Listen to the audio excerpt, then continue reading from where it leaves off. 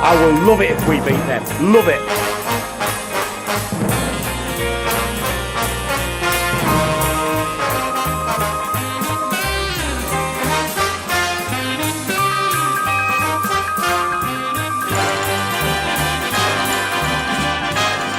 It's Friday night, it's 9 p.m. It's time for AEG Fridays with your hosts, Carl and Ash.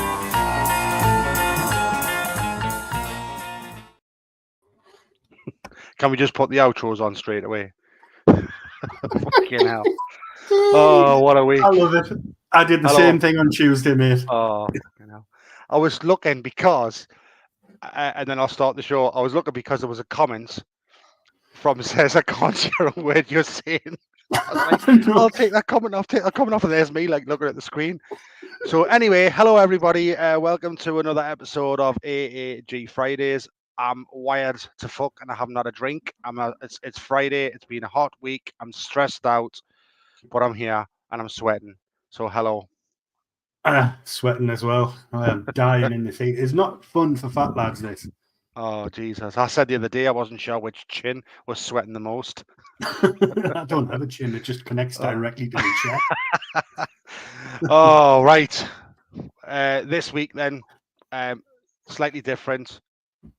No Newcastle United games. Probably good job, really, because we're playing shit at the minute. But we have a couple of things. Obviously, we're going to go through what went wrong in the games we've played when we've got beat. International week or international break sucks ass, literally bored. And also Twitter trolls, woohoo! And music from another local Geordie and Andrew Cushin, who sounds pretty cool as fuck. So I suppose what we'll do is we'll start off, mate. Fuck. What went wrong? Or what went wrong? Massive daddy long legs just attacked the screen. Get the shit out of it. Right, what went wrong? Christ, where do we start there? Yeah, I'm asking you. I mean, we'll start at the Man City game, and the answer's not a lot, really. Yeah. We just got beat by a better team. The problem started Liverpool not capitalising on being 1-0 up and one man up. Yeah. Do you think the Liverpool, the manner in which we felt that defeat had a knock-on effect into the Brighton game? I think possibly, yeah. I think there could be a little case of dented confidence, because if you don't put a game to bed like that when you're 1-0 up and then you go and the opposition goes a man down and you've got 45 minutes to play your own game, if you come out of that with a defeat, minutes, mate. Yeah, 60. Come out at the end of that without a win, it's gonna knock your confidence a little bit. Obviously, the team's just it's new, isn't it? You've got Tonali in the middle there. I know he's not playing all of his new signings, but even just having Tonali in there, it's changed up from last season. So everyone's sort of getting to pace, getting to grips with how each other plays and whatnot. I'm not panicking yet. No, of course not. It's only, I mean, listen, we're going to talk about Twitter trolls later on and stuff like that, but you know, we are involved or have been involved with other shows, and we are advocates for other shows, and everybody's entitled to have their own opinion at the end of the day. You know, there's things that other people have said that I'd said exactly the same. We're 4 games in, but on the flip side, these people are allowed to have an opinion and allowed to ask questions. It's not, do you know what I mean? It's not like they can't ask the question. I just think, like you say, for whatever reason, there seems to be a lot of hysteria around like what's going on, and there's just no middle ground. We expect a team that wins. We expect a team that tries.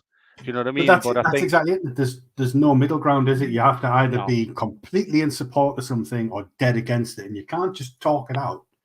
Obviously, we'll get onto this when we come onto the trolls bit. But anyone's allowed to go online and say somebody played shite, in their opinion. Of course they can. Because it's not fact.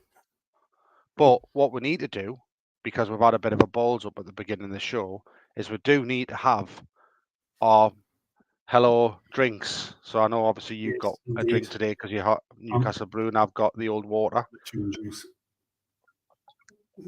But yeah, I think yeah, you're right, mate. Everybody is entitled to have their own opinion on things, and it's the whataboutery thing that pisses me off. It's like there's always like people can say things about who our owners are. People can have a protest if they want about Yeah. that, but you know, at the same time, people can say that they're stupid or they're this or they're that. It's like you say, it's one of them. Just got to, yeah, you've just got to be able to sort of ride it out, I think. But going back to my opinion on the games, if you like, is that the cat? Yep. We've got a podcat now called Miggy. That's because you've Which- said you've said Miggy's shit. You should change his name to someone else. I haven't yet.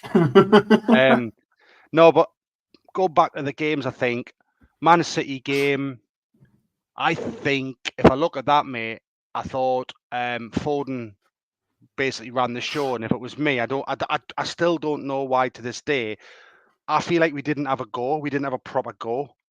Yeah. And I couldn't, because if if they were just giving him the ball, I mean, if someone had a sat on him and just basically marked him, then you know what I mean. There would have been a potential. I'm not saying it would have been a different outcome, but whatever. And then obviously we got beat off there. We, like you say, we didn't take our chances against Man City. We had next, obviously, the Liverpool game was obviously damning and damaging. And obviously, being, like you say, being 1-0 up, 10 men, didn't take our chances, millimetres on Miggy actually scoring the first one, which was a world-class save. And then obviously the second one, which was it hit the post, it went the other way. And I think I agree with you. Like, you can train and you can try and keep your confidence up, but coming to the Brighton game, like, we started quite well. We had a couple of early chances. We just, once we went a goal down, it's almost like, oh, do you know what I mean? Again. Yeah, we'll go again. And I think,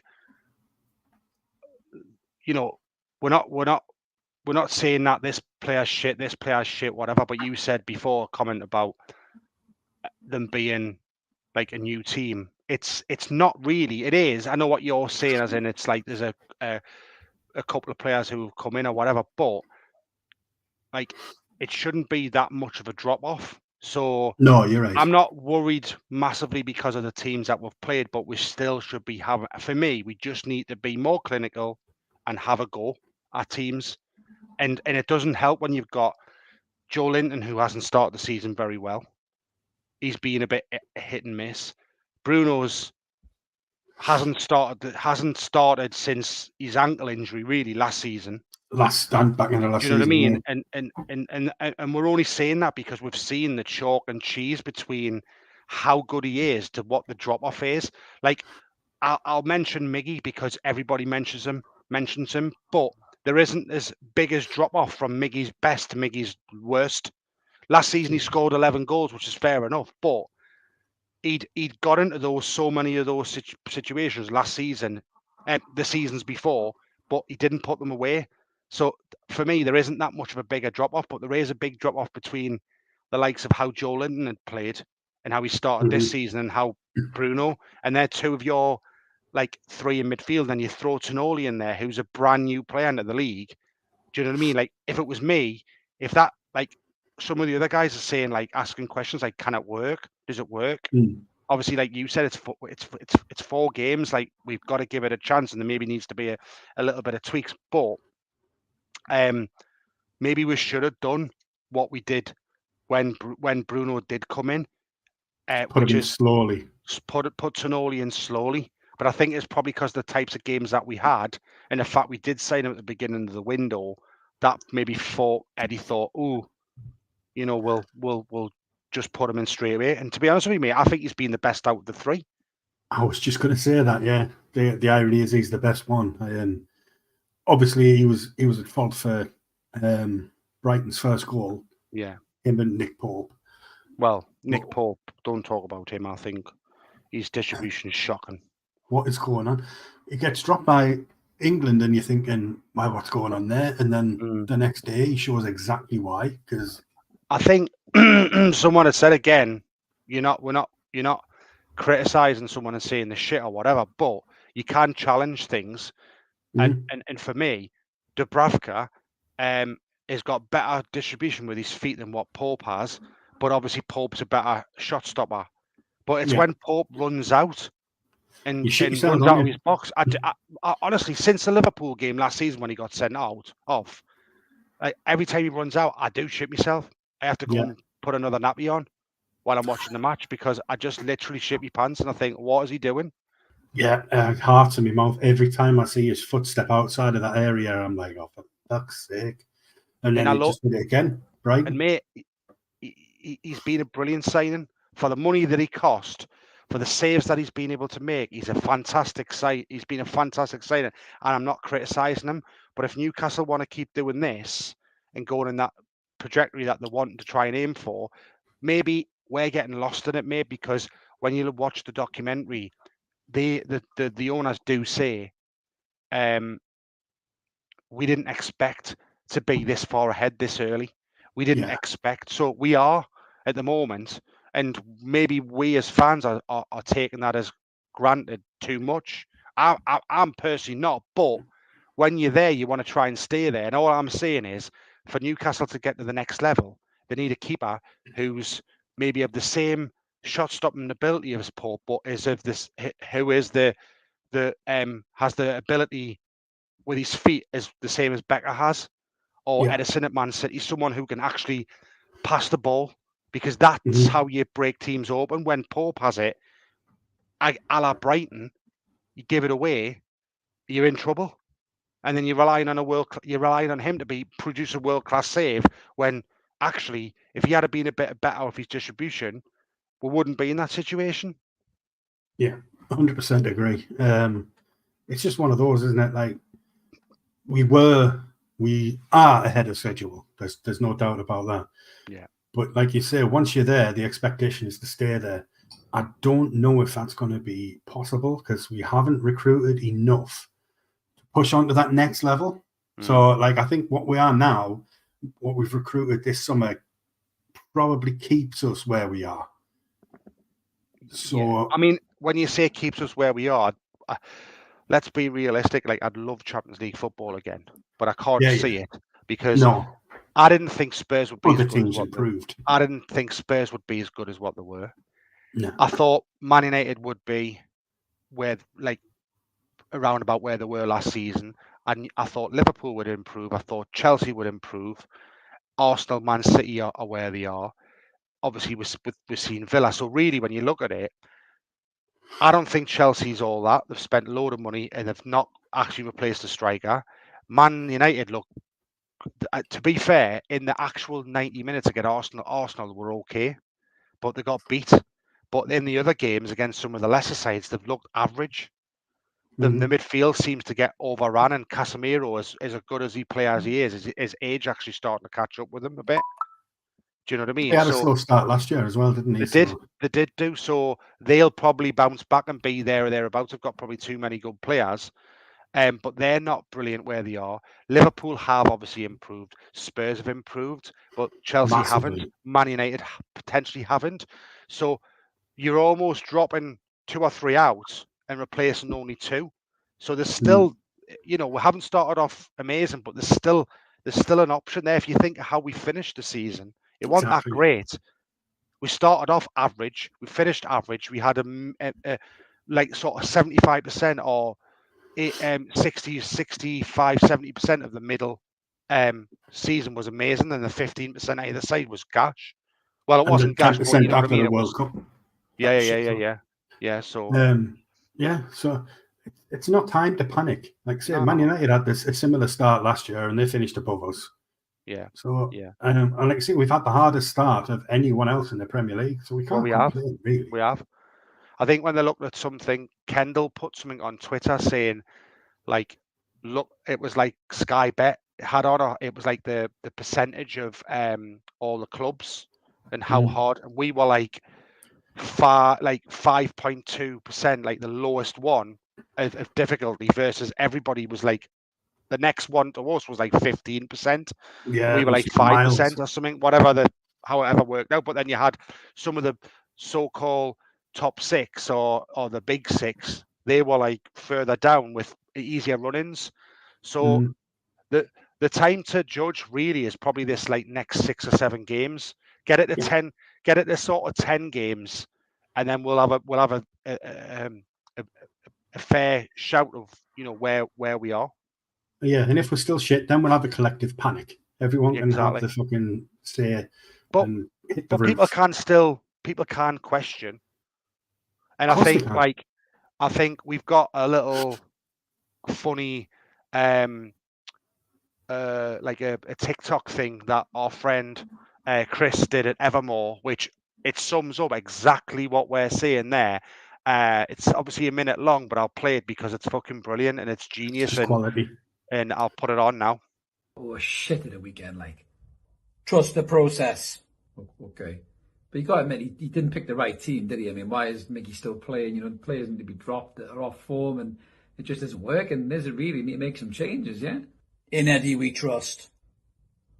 Yeah, well, I know Eddie's a good manager. I'm not saying that he's not a good manager, but, you know, surely we should have signed a number 6 and a centre half in the transfer window. I think that would have been a smarter move to do rather than a backup right back. Oh, do you want Mike Ashley back to here? What do you mean, Mike Ashley? I'm not talking about Mike Ashley. Who the fuck's talking about him? That was 2 years ago. Honestly, man, I'm just saying that we maybe should have bought a couple of other players in other positions, man. Look how far we've come. I know the team's better. I know we've come far from where we were, but fucking hell, come on, man. You got to admit we've been shit the last couple of games. We don't demand a team that wins. We just demand a team that tries. Oh, fuck off. I love it. It sums up like what we see on a daily basis 100%. And and the funny thing is, looking at some of the comments on it, the people that obviously are the ones that are like that other side, they're obviously having a hissy fit about it, almost like that sad Mackham guy who's moans that Eddie Howe's running the Great North Run. Apparently it's turning into a Mags fest. It's in fucking Newcastle. I mean, it's going to alienate people from Sunderland apparently because the manager of Newcastle is going to run it. I was like, wow, fucking hell, man, have a word, get a life, will you? Like, the whole thing's for fucking charity, mate. Nobody's there. It's not a fucking footballing day just because Eddie Howe's starting the damn thing. Do you know why it is? Brings us right on the cue. It's because international break week sucks ass. People have got now else better to moan about. Yeah, absolutely right. And as a fucking writer who covers club football, fucking hell, it's been a slow ass week. There's just naff all happening, and I can't wait for it to be over. I just want to get this Brentford game back in the crosshairs. Give some Newcastle content to talk about. Well, it's one of them. It's one of them. It is what it is. Before we know it, it'll be Monday, and it'll be countdown to the week for Newcastle's next match, and then obviously hot off the back of the Brentford game is the first Champions League game to Milan. Good news today: all 4,200 allocation tickets were sold. Were they? Because the Mackhams were insisting there was only 300. Oh yes. What 300 when they'd already sold 3,000 something in 2 days? That one who couldn't count, as our other friend Lee put, couldn't count, and it was like, shit. But they've all gone now, and I think like literally there was about 1,300 or something of those left, and when they dropped it down to 1 point, they'd all gone with it about 10-15 minutes. So there was obviously people who want to go, you know what I mean, have been able to go, so that's absolutely fine, which is good news. So we've got Brentford obviously a week tomorrow, and then obviously we've got the Champions League game. It's a Tuesday. Is it Tuesday? Yeah. So when it's 6:45 kickoff, is it 6:45? It's 5:45 UK time, 6:45 Italy, I think. Something like that, yeah. Might be 6:45 UK time actually. All right, okay. I'm sure it interferes with One the of them, innit? podcast. But in terms of obviously what we wanted to speak about as well which was basically the trolls and the Twitter trolls and the troll abuse that you tend to get, and you want to just do that and give it a bit of give it a bit back. Like, what's your thoughts on it? I don't understand it. I don't know if I'm just too old for the internet as it exists today, but I don't understand why everyone has to have an extreme opinion. Like, why can't you just see somebody else's point of view and go, look, mate, I don't agree, but all right, I see where you're coming from. It has to be, like I said earlier on, it's fucking one end of the spectrum versus the other and nothing in between. Well, I quite like this response by a certain Mr. James Blunt, which put, do you think James Blunt has run out of his "you're beautiful" money yet? Ha ha ha ha ha ha. No. You know what I mean? Straight to the point, calling them straight brilliant. out. But like I say, I think you can challenge someone, or you can have a bit of banter. And I put something on someone's they'd put, wow, I can't believe it, I've got tickets to go and watch my first Champions League game. Obviously because they were only young when the for 20 years ago. And I was like, oh, brilliant, do us a favour, can you let us know if you see a Macam in Milan, like joking. And then you should have seen the comments of wow, what a fucking mug, and what a CUNT and all the rest of it. And I thought, cracking response, like, well in. I know what also I mean? Yeah, but why the fuck were you loitering in the comments looking for someone? Exactly.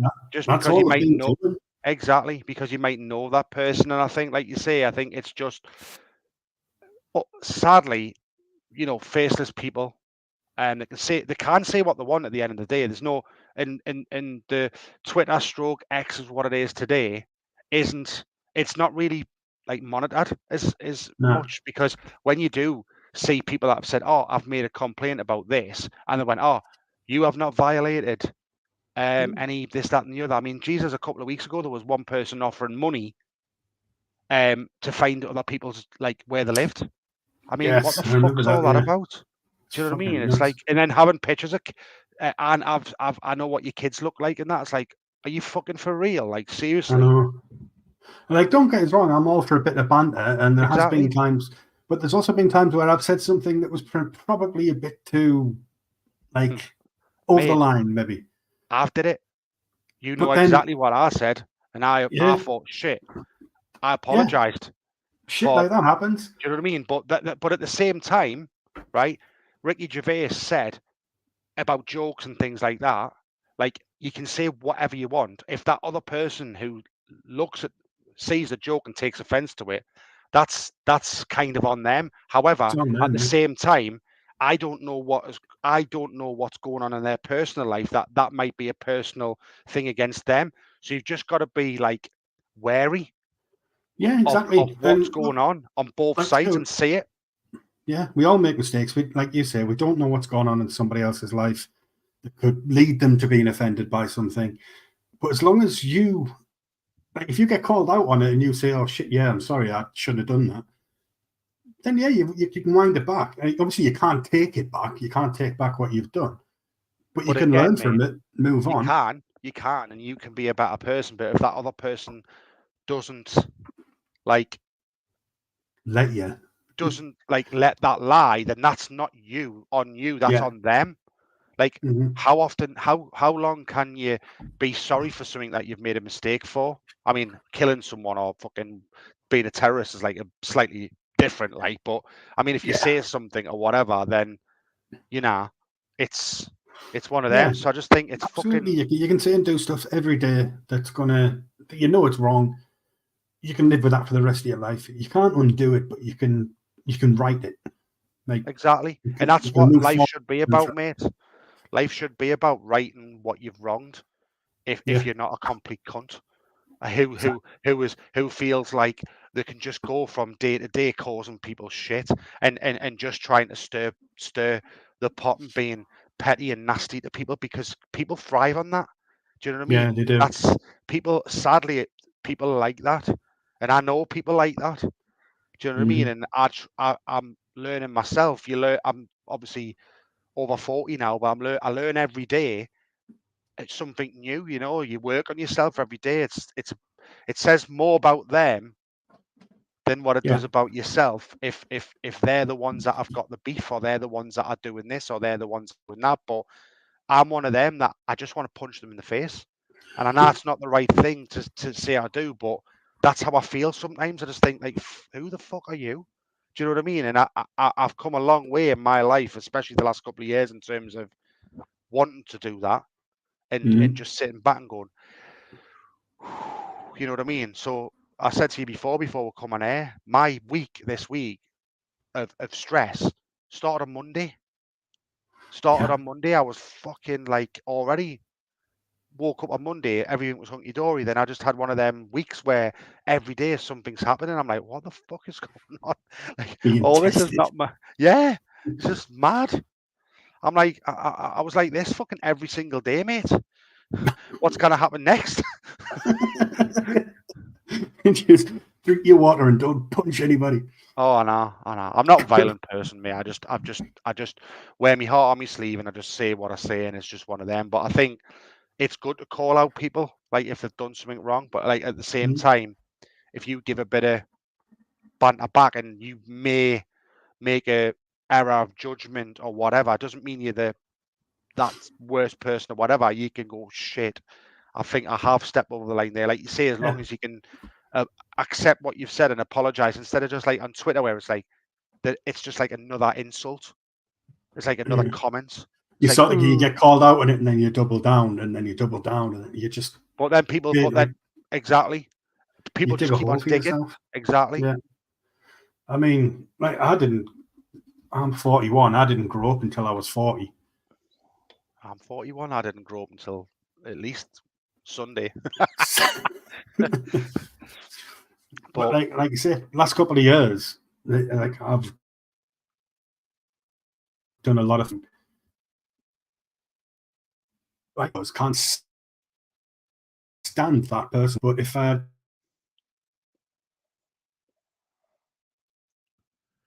Hello. it's a weird one, but just sort of.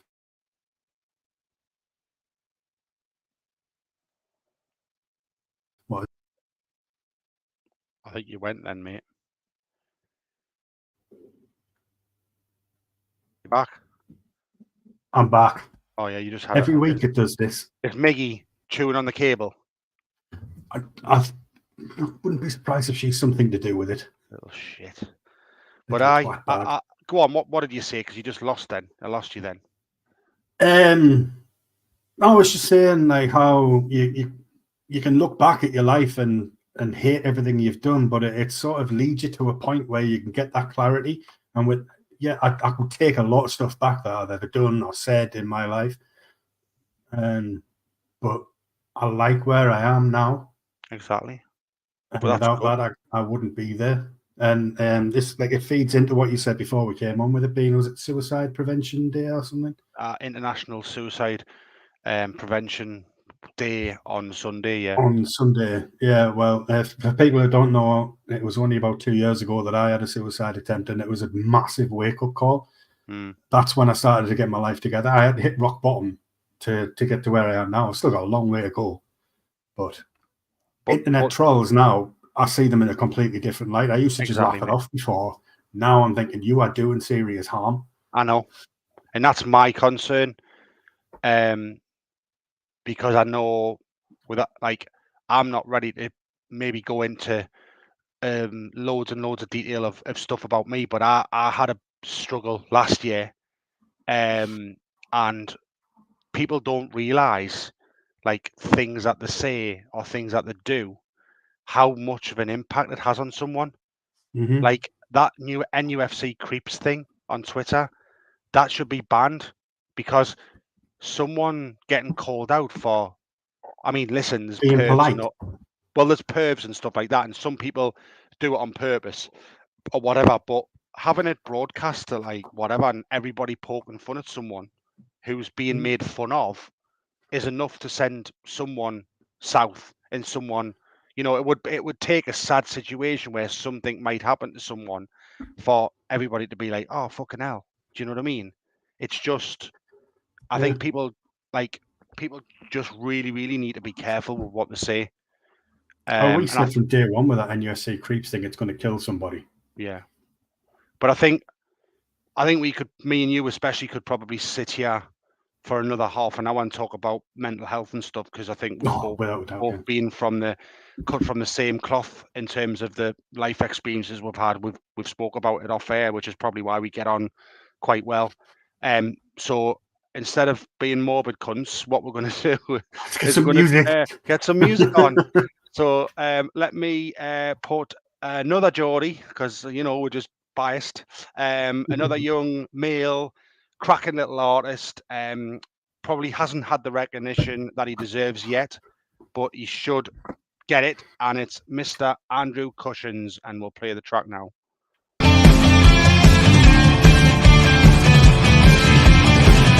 How can I share with you the times I hold so dear? I like pulling from my heart. The times. Cracking a little tune, banger. that Absolute banger. So he's played at St James's Park before, when it was the rugby Super League was on. He's had influences with Mr. as you probably, if anybody knows who Cushin is, Andrew Cushin, and listen to some of his music. It's very, very, very, very, very, very Noel Gallagher-esque in terms of an influence. I think he's had an influence with Paul Weller as well, and he's just a good, solid artist. He just probably doesn't have the backing. The reach. We'll get there. His new track, obviously, that was one of his tracks from 2022. Don't Belong.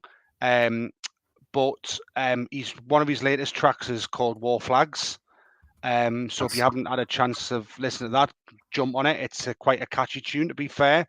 And that's obviously about going to match and War Flags. So it's good. Having a jolly good time.